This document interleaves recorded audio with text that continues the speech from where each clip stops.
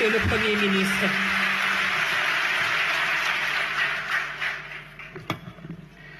Excellence, Monsieur le Président de la République, Monsieur le Président de l'Assemblée nationale, Mesdames et Messieurs les ministres et secrétaires d'État, Messieurs les chefs d'institution, honorables députés, Mesdames et Messieurs les ambassadeurs, Mesdames et Messieurs les gouverneurs de région, Mesdames et Messieurs les élus locaux, Mesdames et Messieurs les partenaires au développement, Mesdames et Messieurs les autorités de régulation, Mesdames et Messieurs les représentants du secteur privé, des organisations syndicales et professionnelles et de la société civile, chers invités, Mesdames et Messieurs, nous sommes aujourd'hui réunis à un moment extrêmement important de la vie de notre nation pour présenter, au-delà du public ici présent, à tout le peuple sénégalais, le plan de redressement économique et social. Je voudrais rappeler que ce plan n'est pas tombé du ciel. Il fait partie d'un ensemble. Et ce rappel référentiel est important parce que nous avons d'abord travaillé à préparer un document prospectif. Un document qui a été préparé sur commande de son Excellence Monsieur le Président de la République et qui devait décliner son programme, le programme avec lequel il a été porté à la magistrature suprême par le peuple sénégalais. Ce document appelé Vision 2050 était phasé. 3 phases notamment. La phase redressement, qui est une phase qui devait se dérouler sur une périodicité de 3 ans. Je ne sais pas si le présentateur ne suit pas apparemment.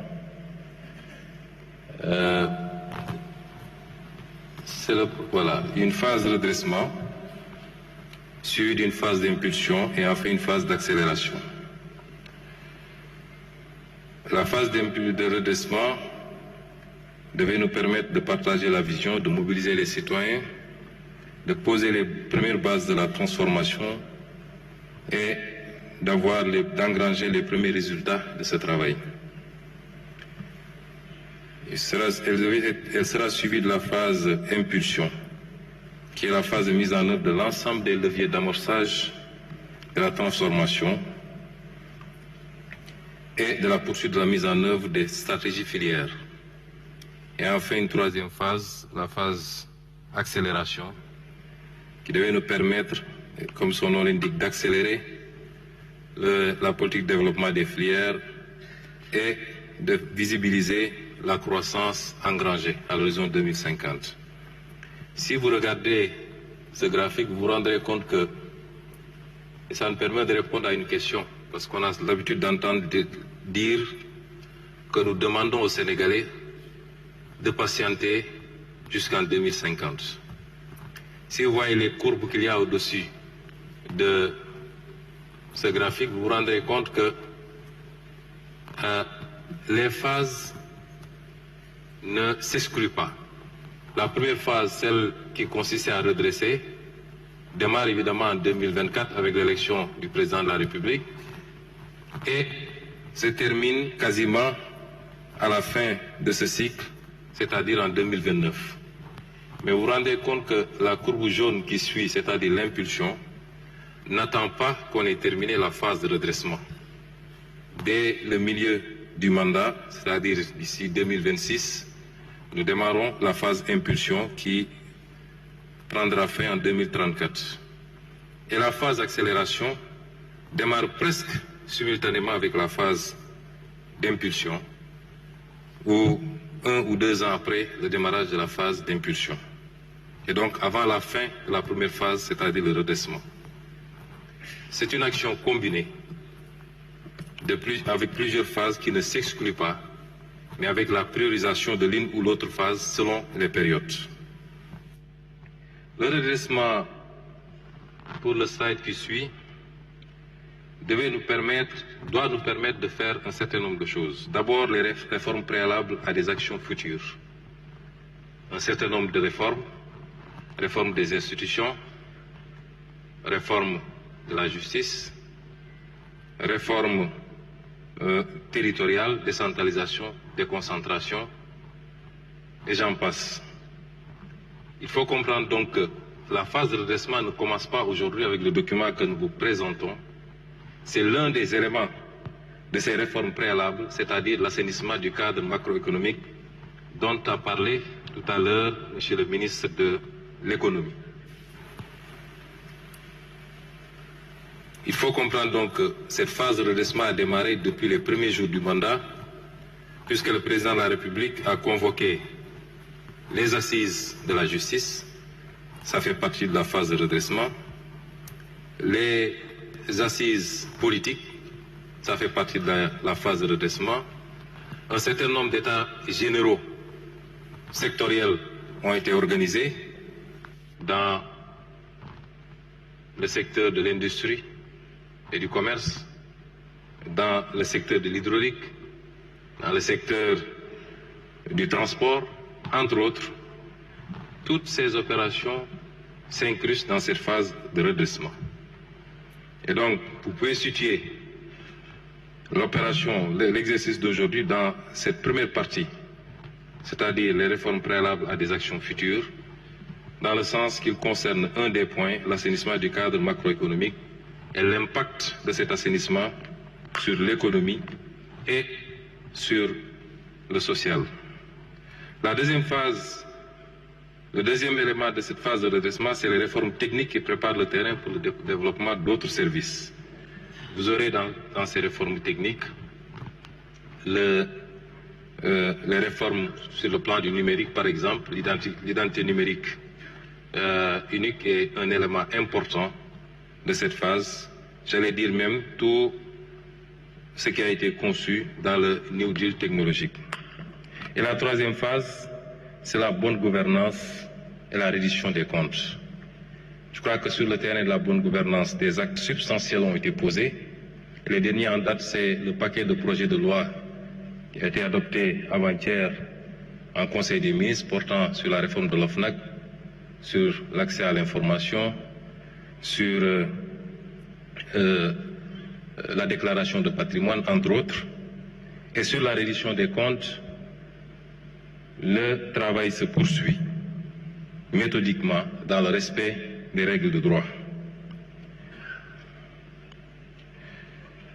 L'objectif de cette première phase, c'est-à-dire la phase de redressement de la vision 2050, c'est de tourner définitivement le braquet d'un modèle ancien vers un modèle nouveau, préalable à l'impulsion et à l'accélération. Et ces réformes constitueront une des priorités du premier quinquennat. Nous avons toujours posé le débat en termes de système et non pas en termes d'hommes.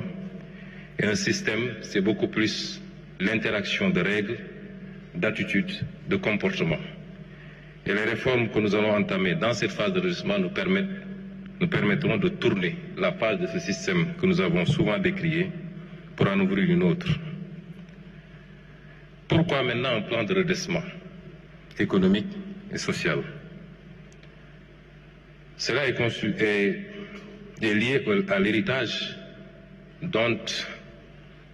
qui nous a été légué. Nous savions tous que l'héritage n'allait pas être des plus légers.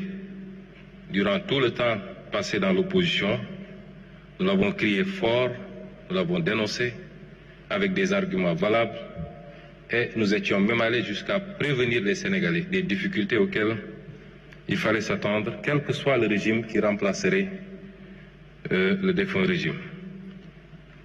Et aujourd'hui, les différents audits réalisés aboutissent à un constat sans appel.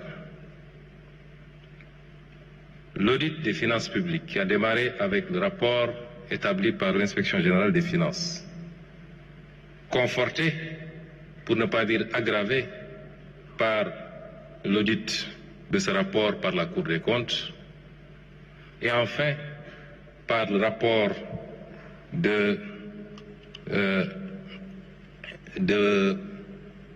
Forbis Mazars, cet audit, ces différents audits débouchent sur un constat très difficile pour le Sénégal, d'un déficit qui cumule à 14% et d'une dette publique qui est de 119% du produit intérieur brut.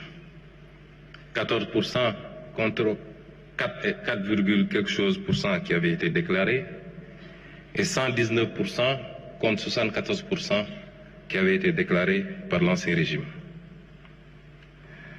Évidemment, et c'est le lieu de féliciter et de rendre un hommage à son Excellence le Président de la République, qui aurait pu faire le choix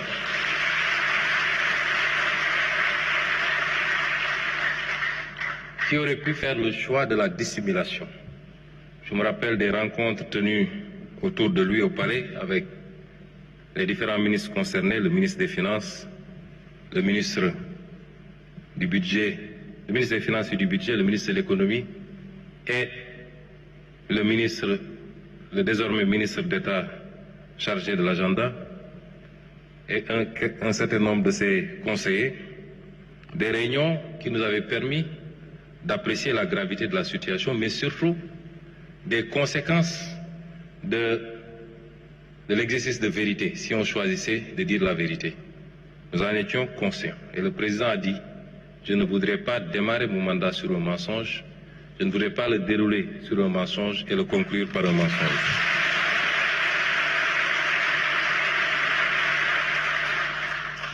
Et cet exercice de vérité a pour conséquence le respect difficile des engagements internationaux. Mais le Sénégal a tenu et jusqu'à présent, nous avons respecté notre signature, nous avons respecté nos engagements internationaux, sans pour autant que ça n'empêche le pays de continuer à faire face aux défis cruciaux à l'intérieur. C'est le lieu ici également de féliciter et de rendre hommage au ministre des Finances et du Budget, à toutes ses équipes, au ministre de l'Économie, qui chaque jour déploie un trésor d'énergie pour faire face à nos engagements internes et extérieurs. L'autre conséquence, c'est des conditions de plus en plus difficiles de financement extérieur, sur le financement extérieur. Évidemment, notre signature s'est dégradée. Vous avez vu tous les conséquences en termes de notation du Sénégal. Et c'était une des conséquences auxquelles nous nous attendions quand le président a décidé de se livrer à cet exercice de vérité. Le défi du retour à l'orthodoxie budgétaire, notamment l'objectif de revenir à 3% de déficit dans moins de 2 ans, c'est-à-dire en 2027. Un pas important a été réalisé dès cette année, puisqu'aujourd'hui, on est à moins 8% de déficit dans la loi de finances rectificative du moins. Et donc, la moitié du chemin a été parcouru déjà. Et de revenir également à un niveau d'endettement raisonnable et respectueux des critères de convergence dans le cadre de l'espace UEMOA.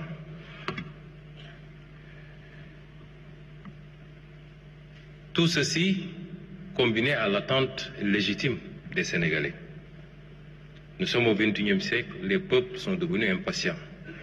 Les peuples n'attendent plus, les peuples veulent des résultats immédiats. Vous aurez beau leur expliquer la situation héritée. Évidemment, quand on hérite d'un legs, c'est avec son passif et son actif, et plus le passif est lourd, plus la capacité à relancer et à réaliser est compromise. Mais c'est une réalité, les peuples sont à bon droit et légitimement impatients. Et le fait que le Sénégal soit projeté dans le top 5 des pays à plus forte croissance et peut-être le premier en 2025 en Afrique, ne signifie pas grand-chose si l'on considère ce que le Premier ministre de l'économie vient de dire, que la structure de notre croissance, dépouillée de la croissance, le PIB agricole et hydrocarbures, révèle des performances très faibles, voire médiocres, c'est-à-dire on ne dépasse pas les 4% de taux de croissance, ce qui pose un sérieux problème de productivité, particulièrement de l'investissement. Voilà les raisons qui nous fondent à travailler à un sursaut, à essayer de trouver des solutions. Lesquelles solutions doivent être d'abord endogènes, doivent provenir de l'effort interne produit par les Sénégalais, pour eux-mêmes. Ce plan de redressement permettra de trouver de nouvelles sources endogènes. Et dans le tableau que je vais vous présenter tout à l'heure, nous détaillerons ces ressources endogènes. Il nous permettra de retrouver les équilibres budgétaires dont j'ai parlé tout à l'heure. Il nous permettra d'accélérer la progression de notre économie. Ce plan de financement pour le redressement de l'économie est fondé sur un certain nombre de principes. D'abord, le respect des engagements internationaux, comme je l'ai dit tout à l'heure. Nous tenons, quel que soit le régime qui a pris ces engagements et quelle que soit la nature de ces engagements, évidemment, nous pouvons travailler à identifier dans ce paquet de dettes la partie de la dette odieuse et poser le débat plus en profondeur avec les partenaires. Mais globalement, nous tenons à respecter ces engagements internationaux. Nous voulons remonter cette situation héritée sans pour autant aggraver la dette publique. Nous voulons le faire sans brader nos ressources naturelles et foncières.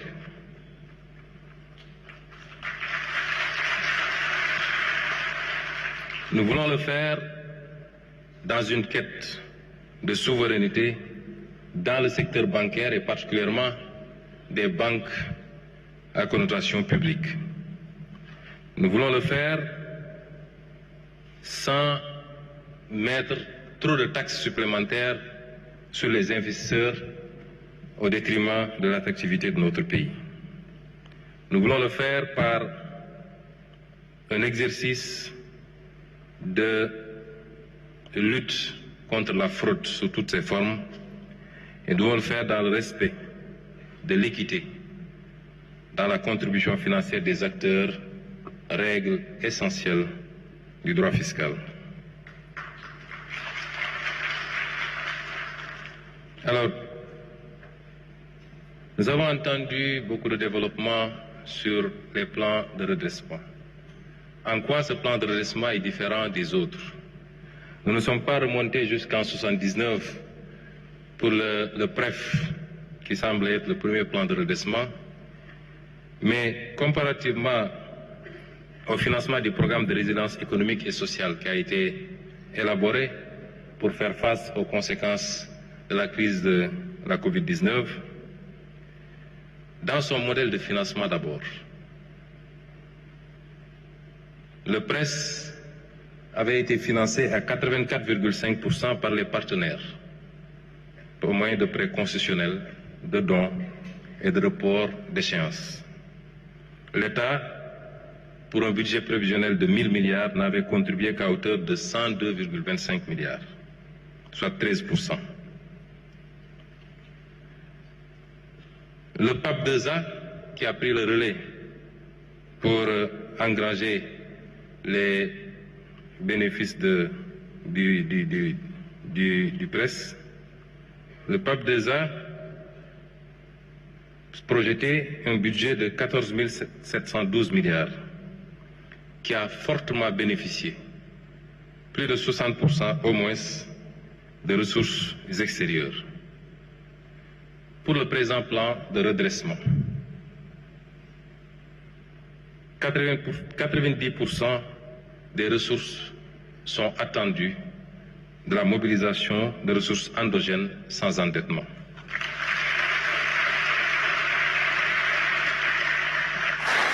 Nous ne solliciterons les partenaires extérieurs que pour la partie du recyclage des actifs que je présenterai tout à l'heure, mais tout en conservant la propriété de ces actifs ou lors des appels publics à l'épargne sur le marché intérieur où des résidents de la zone pourraient éventuellement contribuer.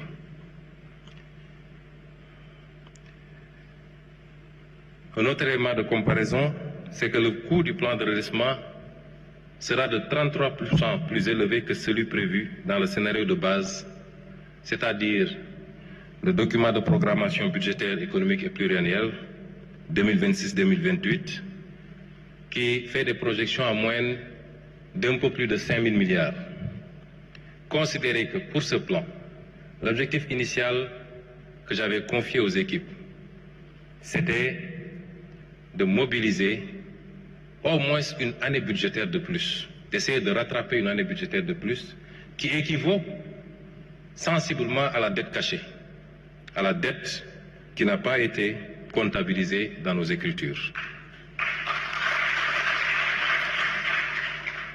Et comparativement donc au PAP 2A, dont les ambitions n'étaient que de 4% par rapport au schéma initial, c'est-à-dire le PAP 2.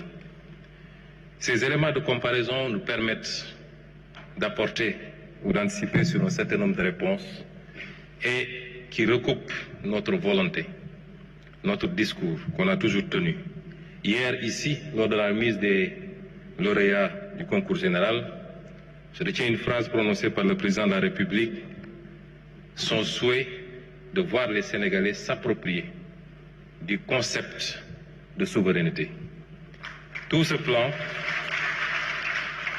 toute la trame de ce plan répond à ce besoin, à cette option forte de souverainiser notre pays, de faire des efforts par nous-mêmes. Nous ne pouvons pas, 65 ans plus tard, continuer à attendre le salut de l'extérieur. L'Afrique doit évoluer et le Sénégal doit évoluer. Depuis que les constats ont été faits après les audits, tout le débat national tournait autour du FMI. Le FMI n'a pas décaissé. Est-ce qu'on aura un nouveau programme avec le FMI? Ce que nous présentons aujourd'hui n'attend rien quasiment de personne, sinon du peuple sénégalais lui-même.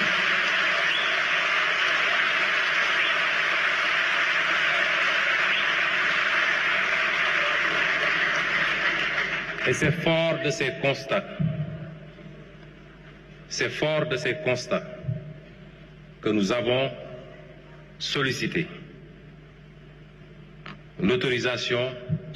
et obtenu l'autorisation du président de la République pour mettre une équipe autour de nous à la primature, regroupant l'essentiel des ministères qui travaillent sur les domaines qui nous intéressaient pour la confection de ce plan de redressement.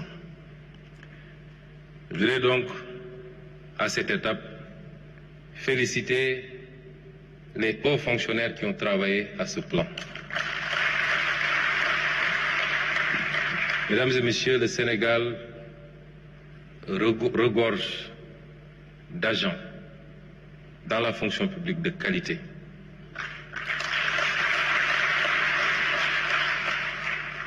Ils nous l'ont démontré déjà lors de l'élaboration du référentiel qui a été fait avec l'expertise exclusivement sénégalaise, accompagnée par un cabinet privé sénégalais également. Je veux féliciter tous ceux qui ont travaillé à ce document sous la coordination de M. Moustapha Sen, conseiller spécial chargé des questions économiques.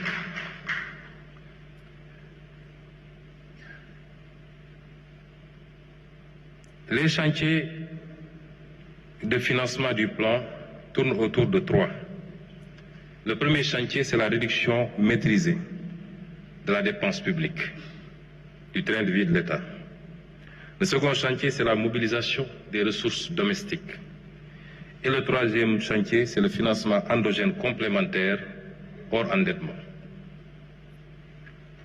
Pour l'optimisation de la dépense publique, nous avons travaillé d'abord à l'amélioration de la planification stratégique, notamment avec la mise en place des cadres de dépenses à moyen terme, des indicateurs de performance, l'élargissement du scoring matriciel des projets. Pour tous ces éléments, je vous aurais renvoyé à la mise en œuvre de la vision sous la coordination éclairée de M. Amin Lo, ministre d'État chargé de l'agenda, appuyé par le box de M. Birom Oloba. Il y a la digitalisation et l'optimisation également de la commande publique. L'introduction de mécanismes de modernisation de la commande publique, de plateformes digitales, mais également la rénovation des procédures d'exécution budgétaire sur lesquelles M. le ministre des Finances a beaucoup travaillé. Évidemment, pour ce qui est de la commande publique, des aspects importants comme la mise en place d'une centrale d'achat qui nous permettra de regrouper un certain nombre d'opérations, de rationaliser également les acquisitions, est un élément extrêmement important. Et enfin, la réduction de la taille de l'État, où les équipes ont travaillé à la fusion et à la suppression d'un certain nombre de structures, particulièrement des structures des agences d'exécution, mais également pour l'administration classique, un travail de resserrement va être fait.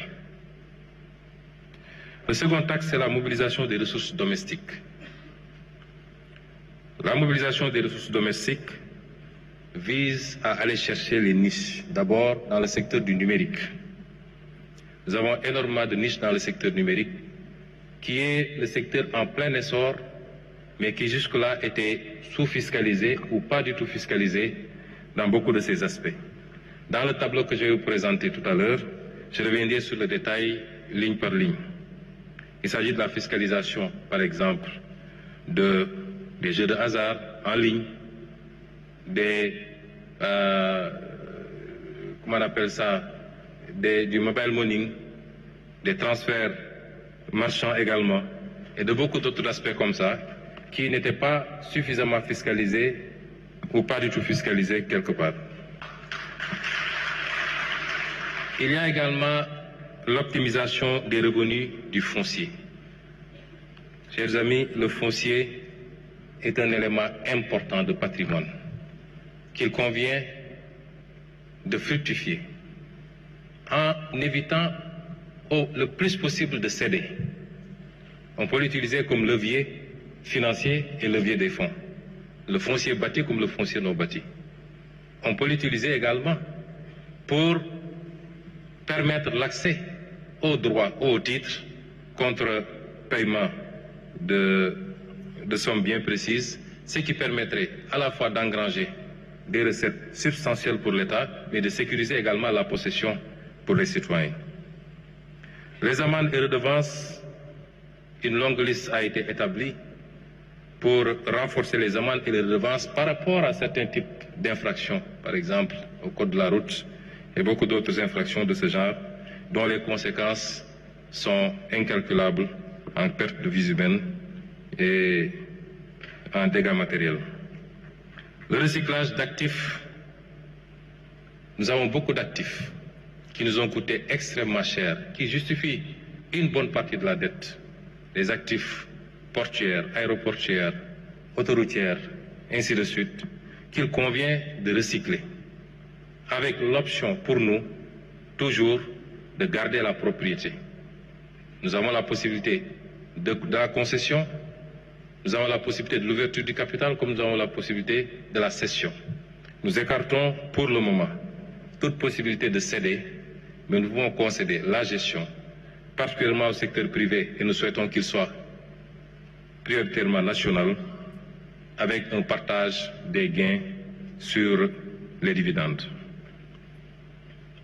L'exploration du capital investissement également est un élément extrêmement important, corrélé à des préoccupations telles que la finance, l'économie sociale et solidaire et le développement des coopératives, notamment agricoles.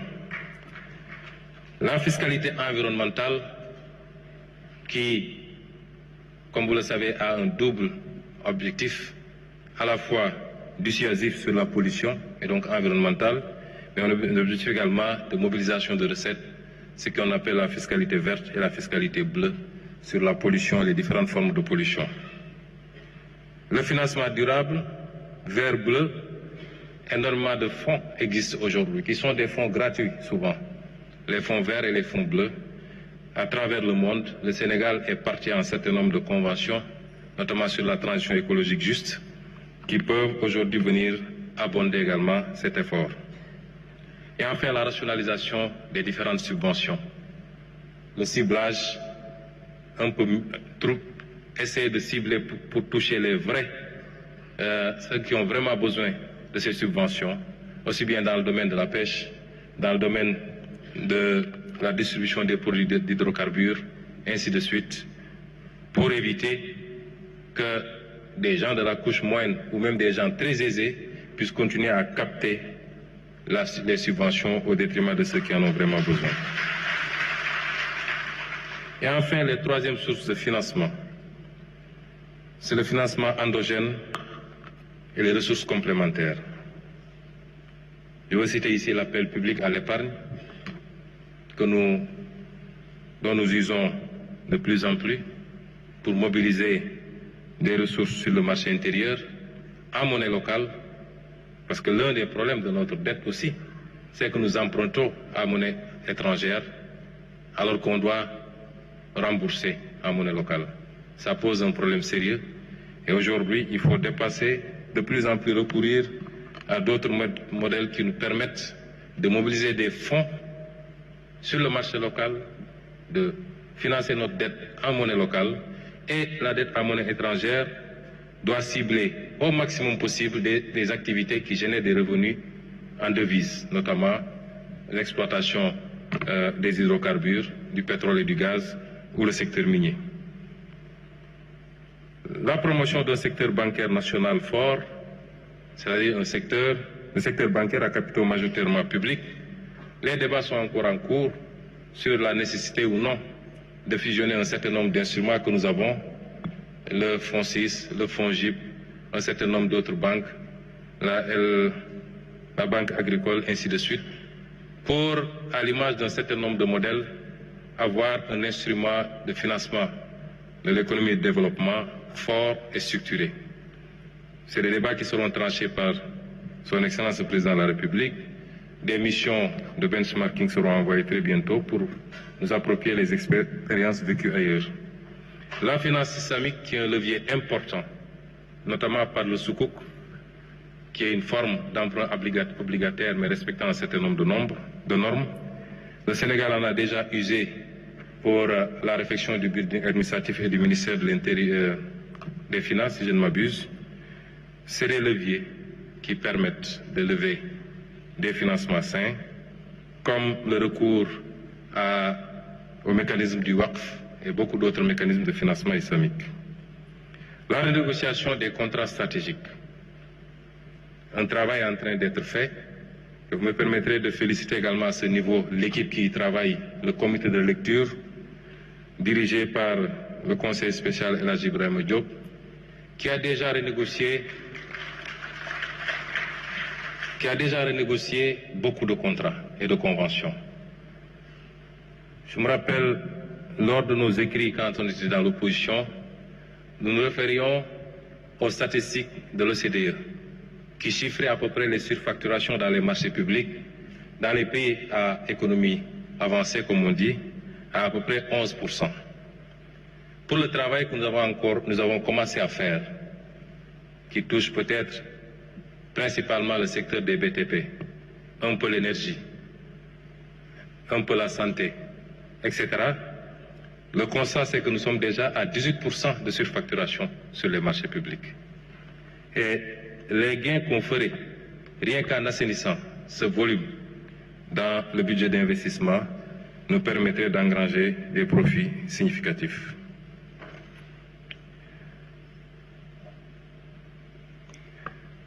Je vous déroulerai tout à l'heure un tableau sur le détail des lignes de ressources, sur les ressources domestiques, les ressources recyclables, le financement complémentaire au endettement et la réduction de la taille de l'État. Mais les ressources attendues sur les 3 ans, 2025-2028, pour les ressources domestiques additionnelles, nous attendons 2111 milliards. Pour le recyclage d'actifs restant la propriété de l'État, nous attendons 1091 milliards. Pour les économies sur la réduction de la taille de l'État, nous attendons 50 milliards. Pour le moment, j'y reviendrai parce que nous avons un tableau assez long d'une 50aine de mesures qui sont encore en cours d'évaluation. Et l'essentiel de ces mesures porte sur la taille de l'État. Et enfin, sur le financement endogène complémentaire hors endettement, nous attendons 1352 milliards. Le tout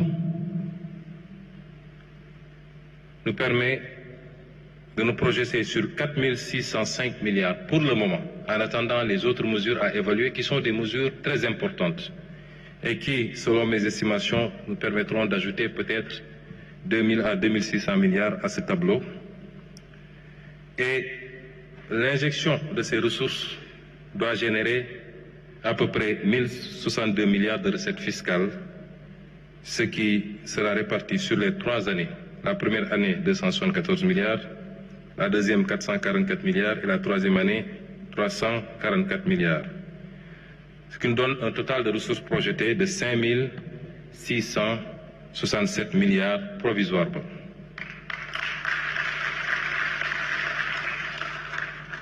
Alors, je ne sais pas si ils avaient remis la clé à la régie pour pouvoir vous projeter le tableau détaillé que je vais commenter maintenant.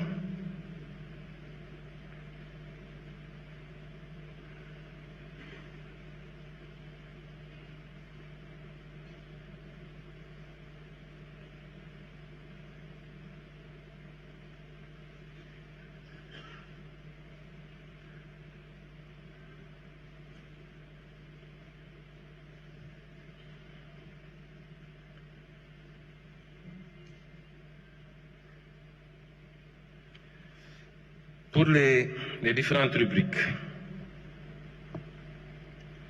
la synthèse des projections se décompose en mesures nouvelles et réalistes de génération de recettes publiques et leur potentiel budgétaire sur la période 2025-2028. Pour le financement endogène, je vous ai dit que le tableau, je vais citer pour chaque rubrique quelques lignes. Nous avons la ligne renforcement de la collecte des dividendes des entités publiques, sur laquelle nous attendons 27 milliards. Le Sénégal, en tout cas l'État, a été assez négligent dans le suivi de son portefeuille et de la collecte des dividendes dans toutes ses participations. Dans le secteur minier, par exemple, où on a minimum 10%, 15%, 20% de participation souvent, et dans beaucoup d'autres secteurs, comme le secteur portuaire, nous pensons qu'une action générera ce montant. Pour la renégociation des contrats stratégiques, nous nous projetons sur 884 milliards. Un travail consistant à corriger les déséquilibres constatés dans les conventions minières, pétrolières et industrielles, telles que les cimenteries, notamment en matière de redevances de fiscalité et de production déclarée. Elle inclut également le recouvrement des amendes issues des audits métrologiques et fiscaux. Pour la mobilisation de l'épargne nationale et de la diaspora, l'objectif c'est de capter les flux d'épargne disponibles sur le territoire national et auprès de la diaspora à travers la création de véhicules d'investissement. Il ne s'agit pas de dire aux gens de donner leur argent de manière philanthropique, mais de les intéresser à un certain nombre de projets structurants sur lesquels ils peuvent investir avec retour d'investissement. Nous nous projetons sur 135 milliards.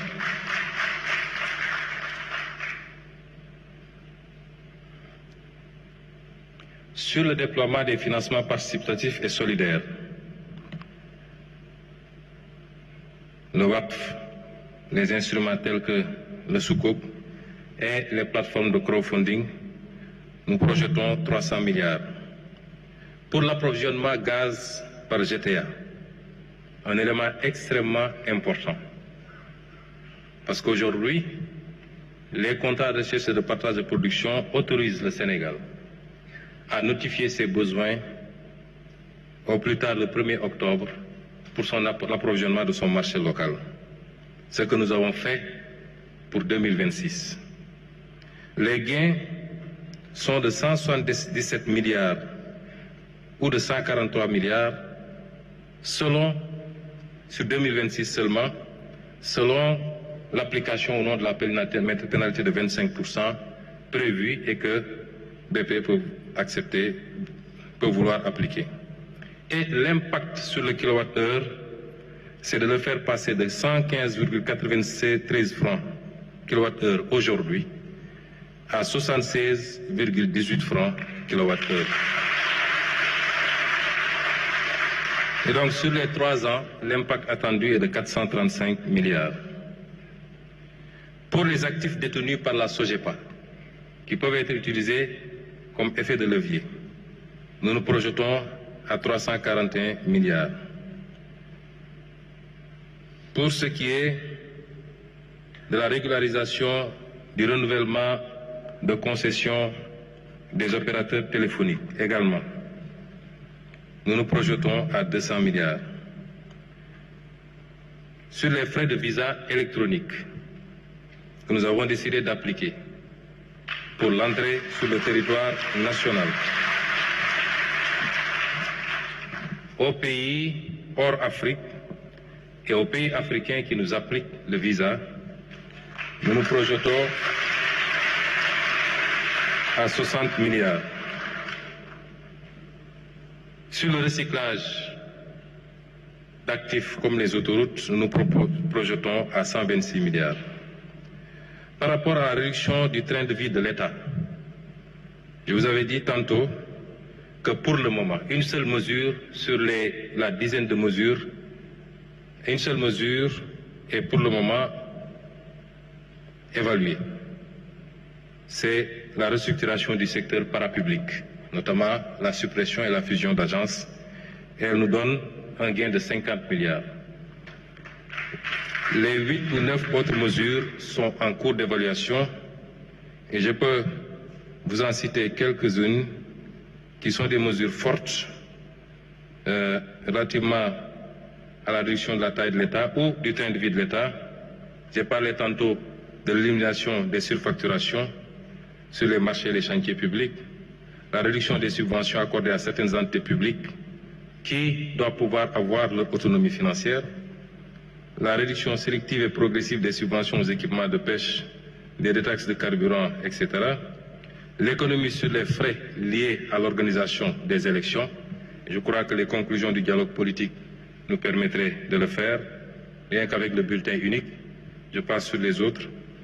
Le plafonnement de la masse salariale dans le secteur parapublic, puisque la loi organique portant sur les lois de finances a prévu le plafonnement, l'inscription chaque année dans la loi de finances, le plafonnement des salaires dans le secteur parapublic et au niveau des institutions et du secteur public. Ça n'a été inscrit qu'en 2021, le décret d'application n'a jamais été pris. Et sur 2026, nous réintégrerons cette mesure qui aura certainement un impact important. La réduction de la fréquence et du coût des missions à l'étranger, la mise en place de la centrale d'achat, la réduction des charges locatives d'eau et d'électricité de l'administration, l'optimisation de la réforme sur les véhicules de l'administration, la lutte contre les pertes techniques même de la Sénélec qui sont évaluées à 90 milliards quand même, C'est autant de mesures qui vont venir abonder cette rubrique et certainement nous permettre de faire des économies extrêmement plus substantielles sur le train de vie de l'État.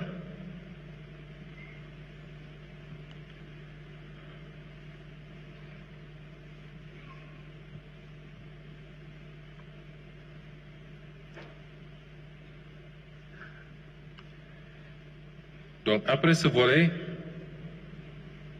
sur le recyclage des actifs, nous nous projetons à 1519 milliards. J'ai parlé des actifs détenus par CGA, par SOGEPA. La possibilité d'une cession partielle du sud de l'ancienne base militaire française de Rufisque, si le président de la République l'autorise, ce qui ne semble pas être le cas pour le moment, avec un veto fort des forces armées. Sur la zone économique de Diass, où un modèle d'aménagement et de mise en location ou de cession partielle peut être envisagé, où nous escomptons 215 milliards. La régularisation de conventions des opérateurs, j'en ai parlé, et le site de Dantec où il y a encore 3 hectares que le Francis envisage de gérer pour générer 126 milliards. Pas en termes de cession, une fois de plus. Pour la mobilisation des ressources domestiques,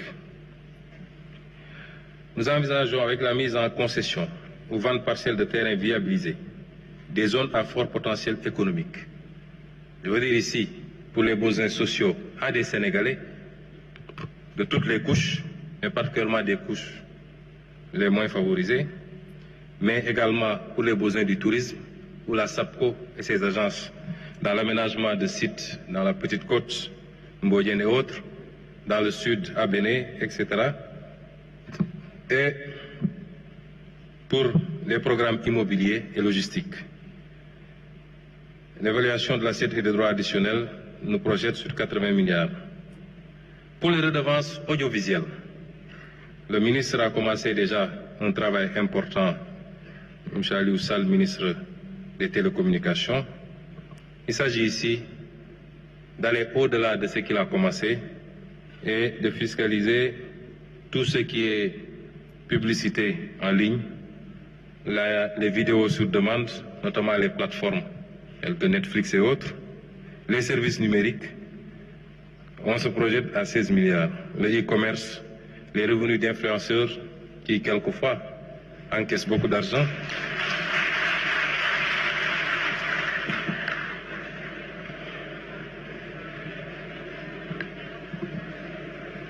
La taxation du mobile money.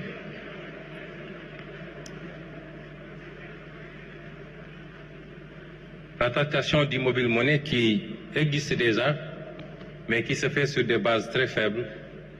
Nous avons beaucoup travaillé ces derniers jours avec la Direction générale des impôts, le ministère des Finances, le ministère des Télécommunications, pour aboutir à des bases beaucoup plus saines, sans pour autant que ça constitue un surenchérissement perceptible du coût des transferts, et l'État compte engranger 130 milliards sur les 3 ans.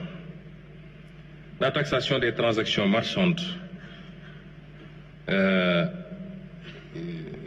où nous projetons sur 90 milliards, les transactions marchandes d'e-mobile money. La taxation des jeux de hasard, notamment le pari en ligne et les casinos en ligne. Les jeux de hasard, le jeu en ligne aujourd'hui constitue 80% du jeu de hasard. Il nous faut aller chercher les 20% qui restent. Mais nous avons choisi, puisque dans ce secteur, les bookmakers étaient taxés, la LONASE est taxée, mais les parieurs ne sont pas taxés. Taxation du gain, 75% des mises constituent un gain que partagent des parieurs, mais également nous envisageons un modèle de taxation même de la mise, parce qu'au-delà de la mobilisation de recettes, nous avons l'obligation en tant qu'État de protéger, surtout les petits parieurs, contre eux-mêmes et contre l'addiction aux jeux.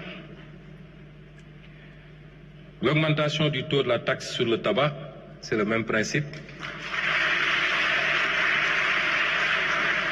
que nous envisageons d'amener au plafond UEMOA qui est de 100%. Aujourd'hui, nous taxons à 70%. Et je crois que la fumée peut rapporter 100 milliards.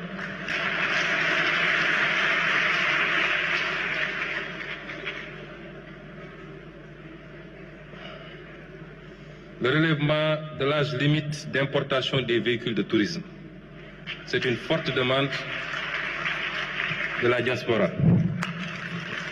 Ils seront satisfaits aussi bien pour les véhicules utilitaires, 8 à 10 ans, les véhicules supérieurs à 3 tonnes 500, 10 à 15 ans, et la généralisation des droits d'accès sur les véhicules de transport et de marchandises. Ces trois mesures doivent pouvoir rapporter un peu plus de 100 milliards.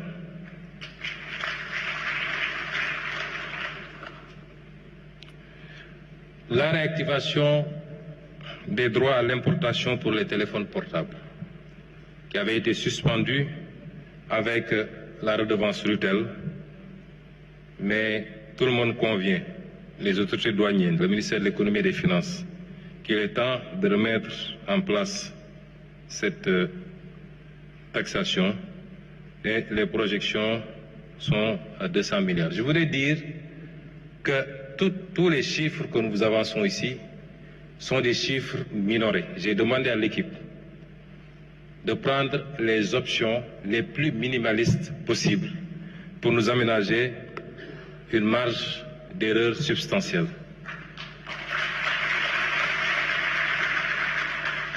La mise en place d'un programme de marquage fiscal qui permet de lutter évidemment contre la fraude sur les quantités, mais également de garantir un peu la qualité de la consommation. Donc des préoccupations de santé où nous projetons 87 milliards. La réactivation du droit de sortie sur les exportations d'arachide et de la noix de cajou, 27 milliards et 15 milliards. Ici, c'est à la fois des soucis de collecte, mais également de protection de notre secteur industriel pour l'arachide, mais l'incitation également à la transformation locale. Et c'est là où nous attendons le secteur privé national. La modification de 10% des barèmes de loyer sur le domaine de l'État. L'État donne des baux, mais nous constatons que les taux contenus dans les barèmes sont extrêmement faibles et n'ont pas été révisés depuis 2011, si ma mémoire ne fourche pas. C'est des mesures qu'il faut, pas seulement sur le barème des loyers, mais également sur le barème des cessions définitives. Si l'État veut acheter un terrain d'un particulier, il l'achète au prix du marché. Mais si l'État vend un particulier, il vend 10 fois, 20 fois, 30 fois moins cher parce qu'il vend selon un barème, puisque l'État n'est pas censé faire des profits sur le foncier. Mais cet État-ci, qui a hérité d'un déficit de 119% et d'un déficit de 12%, est censé faire de l'argent. La régularisation massive des terres du domaine national. Nous avons travaillé avec M. Dia sur la possibilité de faire évoluer le PROCACEF, qui est un programme qui permet de régulariser les propriétaires allégués de terrain, particulièrement en zone rurale, mais ça se faisait presque gratuitement, mais on ne délivrait pas de droits ou de titres. L'instruction, c'est d'aller vers la délivrance de droits et de titres pour sécuriser les propriétés et permettre à ces gens-là non seulement de pouvoir sécuriser, mais de pouvoir même avoir un levier pour faire prévaloir auprès des banques pour lever des fonds utiles à leur activité. Donc, la mise en concession de terrains viabilisés dans des zones à fort potentiel économique. Et enfin, l'introduction d'une fiscalité verte et bleue par l'instauration d'une taxe carbone d'une surtaxe sur les véhicules anciens à forte émission de CO2, ainsi qu'une éco-contribution sur certains produits importés, où nous escomptons 306 milliards. Ça, c'est les recettes fiscales attendues de l'injonction des ressources. Ça, c'est les ressources du moins, et les recettes fiscales attendues, je vous l'ai dit, c'est 1062 milliards. Et au total, l'ensemble des ressources s'élèveront à 5667 milliards provisoirement, en attendant de continuer l'évaluation des autres mesures qui sont tout aussi importantes. Parmi ces mesures, je peux vous en citer quelques-unes qui sont des leviers importants. Il y a le recours aux ressources longues qui nous permettra de lever des fonds en monnaie locale. C'est le cas des fonds de pension, les consignations, le capital assurance. L'objectif ici, c'est de remplacer la dette par l'equity et d'avoir plus de marge, puisque c'est des ressources longues. La révision du mode d'indexation de la prime fixe sur l'électricité, l'imposition d'une amende forfaitaire aux propriétaires d'immeubles n'ayant pas respecté la réglementation en matière de construction, notamment les ascenseurs, les parkings et autres, l'application effective des taxes sur les nouvelles conventions de pré-projet, puisque les montants sont libellés tout le temps en TTC. Je vous ai cité tout à l'heure les mesures pour le train de vie de l'État. Je les saute donc. Je vais sauter, je vous donne quelques échantillons.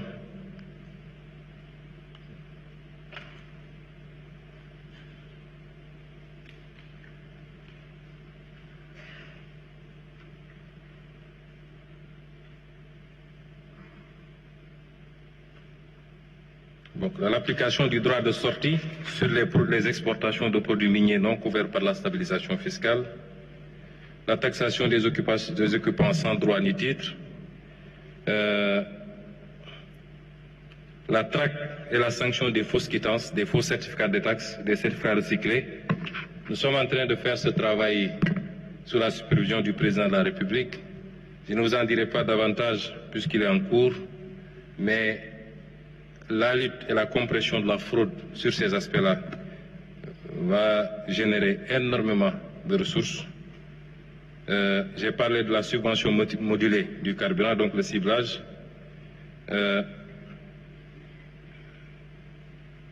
Et j'en passe et j'en passe. Il y a à peu près 37 mesures qui sont encore en cours d'évaluation et sur lesquelles nous comptons encore engranger pour dépasser largement les prévisions.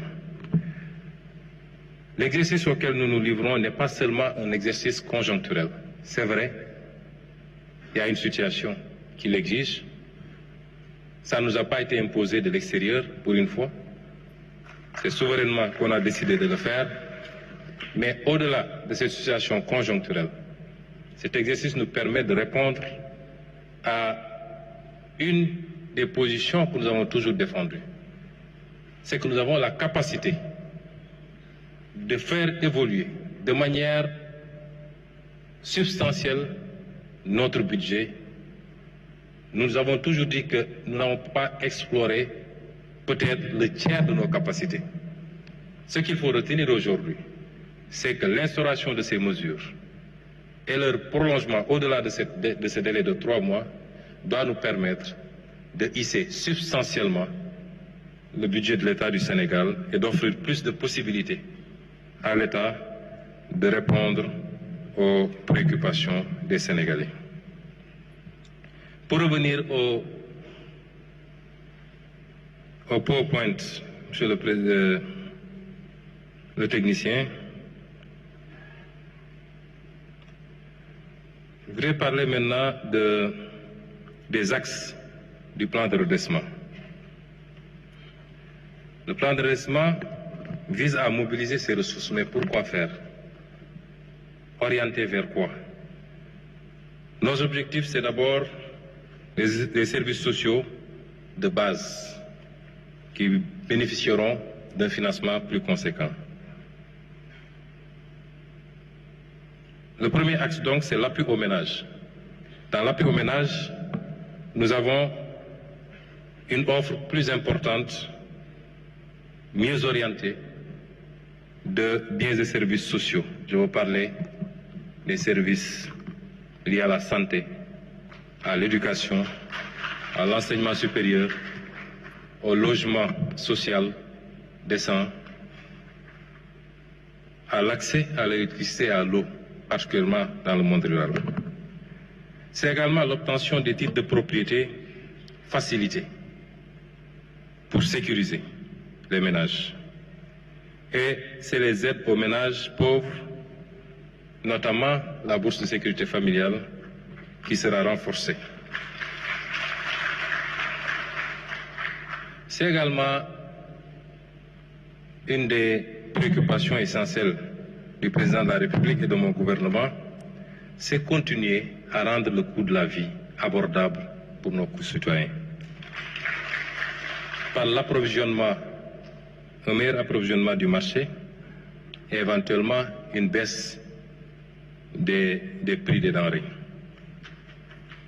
Et évidemment, la création massive d'emplois par l'abondement des fonds destinés au financement, particulièrement des jeunes et des femmes, pour l'employabilité et l'emploi. Toujours pour l'appui aux ménages, je disais tantôt, j'ai cité tantôt le cas des bourses de sécurité, et un meilleur ciblage, évidemment. Quand on dit cibler les subventions, certains proposent souvent de supprimer carrément les subventions et de faire des transferts cash qui profitent à partir du fichier RNU, qui nous permet de connaître les ménages considérés comme pauvres, de pouvoir les cibler directement par des cash transferts. Et enfin, penser sérieusement à la gratuité de certains services de base, par exemple, pourquoi pas les médicaments génériques qu'on pourrait éventuellement rendre gratuits, mais c'est en réflexion. Pour le second point, c'est le soutien au secteur privé national et la libération des énergies créatives. L'accès au foncier revient parce qu'entreprendre nécessite, pour la plupart du temps, de pouvoir accéder au foncier. Des mécanismes simplifiés et accélérés pour permettre à ce secteur privé d'accéder au foncier. L'amélioration de l'accès à l'électricité, j'en ai parlé tantôt. L'un des éléments de compétitivité industrielle particulièrement, c'est le coût de l'énergie. Nous ne pouvons pas continuer à être à plus de 110% du coût de l'énergie et vouloir compétir avec des pays qui sont à 12 francs. Si je prends le cas du Qatar, mais qui a suffisamment de gaz pour le faire, ou 60 francs si je prends le cas de la Chine. Il faut aujourd'hui que nous travaillions à baisser substantiellement le coût de l'énergie, mais également l'accès aux autres sources d'énergie pour le secteur privé particulièrement, les énergies renouvelables, le solaire singulièrement. Le paiement de la dette due au secteur privé. Après finalisation de l'audit de cette dette, l'engagement que prend le gouvernement, c'est de payer intégralement cette dette pour permettre à ce secteur privé. Certains nous disent qu'il faut vous assurer que les dettes que vous allez payer, les montants qui sont reçus soient réinjectés dans l'économie. Nous ne pouvons pas le garantir ou l'exiger, mais je suppose que pour un investisseur, la logique voudrait que s'il reçoit des paiements par rapport à une dette, qu'il les réinjecte dans l'outil de production pour pouvoir être plus productif et participer à la construction de notre développement. Le développement des infrastructures dans les pôles, entre les pôles, dans les zones économiques, également, est un engagement que nous prenons vis-à-vis du secteur privé. La mise en place d'une garantie marché pour faciliter beaucoup de choses, notamment avec les contrats triennaux, parce que beaucoup de membres de la société civile se plaignent de ne pas pouvoir avoir une prévisibilité par rapport au marché public. La réforme du climat des affaires chantier que nous avons déjà initié avec la réforme du Code des investissements qui est en cours, du Code général des impôts, du Code des douanes, du Code minier, et j'en passe, avec l'objectif de réformer le climat des affaires, mais tout en sauvegardant les intérêts de l'État. La facilitation de l'accès aux intrants également, particulièrement pour le secteur primaire, est un engagement. Et enfin, l'accompagnement à la formalisation avec les guichets uniques et beaucoup d'autres outils qui permettraient d'accompagner une bonne partie de l'informel vers la formalisation.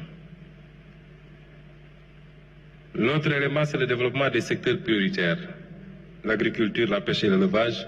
Je ne ferai que les citer parce que je vous en renverrai au document Vision. Au début de mon exposé, je crois que j'ai sauté un slide pour vous dire que ce que nous faisons ne tombe pas du ciel. Nous avions d'abord le document Vision, nous avons ensuite le master plan décennal 2024-2034, nous avons la stratégie nationale de développement, qui est une stratégie quinquennale, nous avons même le document de programmation budgétaire et économique pluriannuel. J'aurais même pu citer la déclaration de politique générale. Mais ceci participe de ce premier point qu'on a appelé le redressement. Mais si vous vous rabattez sur le document Vision qui sera publié la semaine prochaine, Monsieur le ministre d'État, aujourd'hui, Monsieur le Président de la République me dit que ce sera publié aujourd'hui, ce document, tout ce que je vais développer ici est dans ce document, les offres et les projections sur les secteurs de l'agriculture, de la pêche et de l'élevage, la filière viande et lait, les industries légères, parce que dans le phasage, nous considérons qu'aucun pays ne s'est levé pour aller tout de suite vers les industries lourdes. Il faut pouvoir faire un ciblage, y aller méthodiquement. Donc, le fer, la métallurgie et la sidérurgie, où nous avons des offres concrètes, même si ça semble être des secteurs assez lourds. Et c'est pourquoi le pari de l'énergie est important. Une fois de plus, c'est la mère des batailles. Le logement social,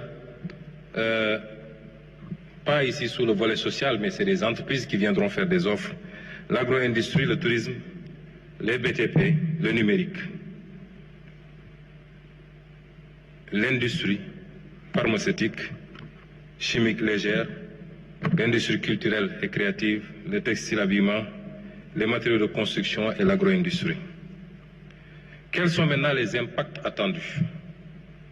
D'abord, sur le plan social, l'application de ce plan, combinée à toutes les autres initiatives, parce que ce que je vous ai montré ici n'a rien à voir avec les différentes réformes, par exemple les différents codes, même si, de manière anticipative, certains points validés ici devraient être pris en compte, mais nous allons anticiper parce que dès les prochaines semaines, nous présenterons à l'Assemblée nationale un paquet de réformes qui doit accompagner la mise en œuvre de ce plan.